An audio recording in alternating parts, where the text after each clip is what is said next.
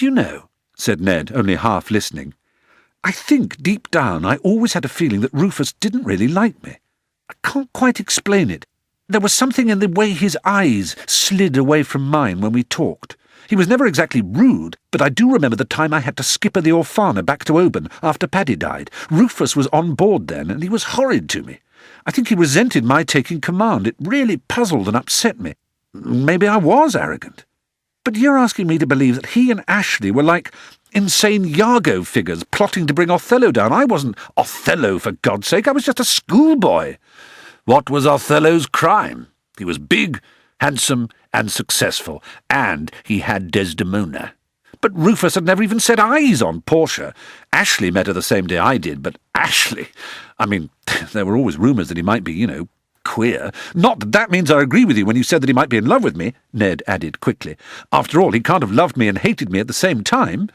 "Don't tell me you've forgotten all that Catullus I once tried to ram into your head," said Babe sorrowfully. "Odi et amo, yes, I know. And if you're trying to tell me that Portia hated me too, then I'll just walk away and never talk to you again. I know that isn't true. But if—" Ned's voice trailed away, and he stared down at the table, thinking furiously. "An idea taking shape, is it?" Babe asked after a long pause. "If there were an art to find the mind's construction in the face, then I would say you were thinking imponderable thoughts and that light was beginning to break." Gordon Fenderman. Ned drew the name out slowly. Portia's cousin. If I think very hard, the way they were when I met them at the airport.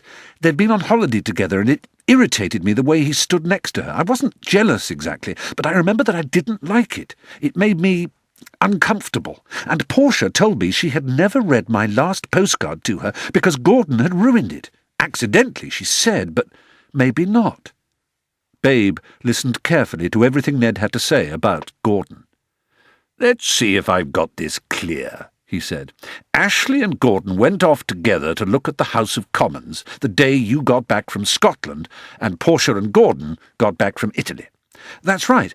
I remember thinking that it would be nice for Gordon to see the Mother of Parliaments." "Dear me, I hope you didn't actually say that." Babe smothered a smile. "And just what exactly would be wrong with that?" "Just a tiny bit pompous, perhaps." "Well, perhaps." Ned smiled too. "Anyway, the point is that later, when Portia and I were still... when we were still upstairs making love, they came back." Ned struck the table again. "God, that must be it! That must be it!" "Gordon and Ashley came back?" "Yes, but with Rufus. Don't you see? Ashley must always have been going to meet up with him in a pub somewhere. He and Rufus were thick as thieves. Rufus came down to London from Scotland on the same train as me. Ashley took Gordon off to meet Rufus in a pub, and they all came back while Portia and I were still upstairs." "What did they say?" "It was only for a moment. Ashley said... what did he say? Said there was something he had to fetch. He called up to me. 'You young people enjoy yourselves.' Those were his exact words. And, babe, listen to this. My jacket was hanging on the banister in the hallway downstairs.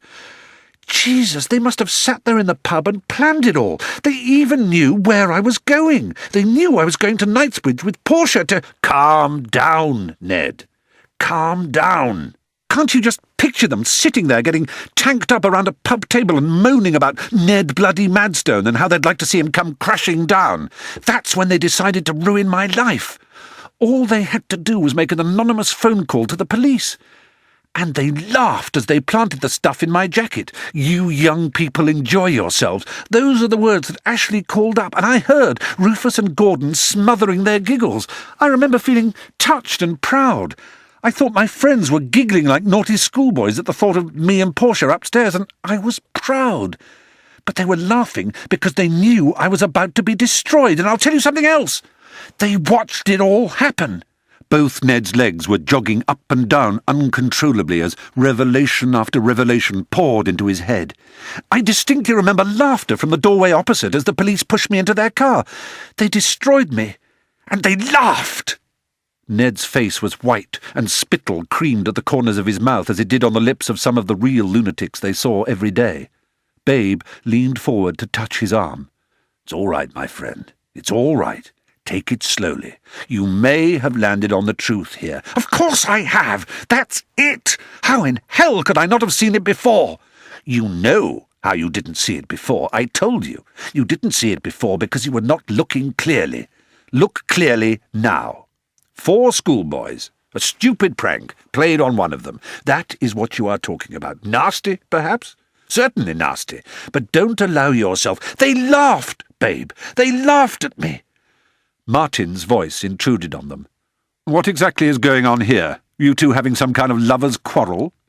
Ned almost betrayed his understanding of Swedish by leaping in with an angry retort, but Babe beat him to it.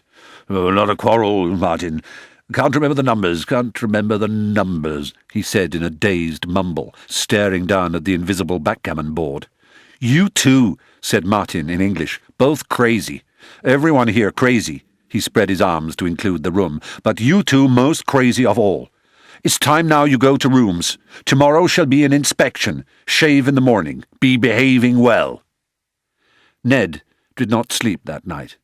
Around in his head revolved 3 laughing faces: Fenderman, Garland, and Cade.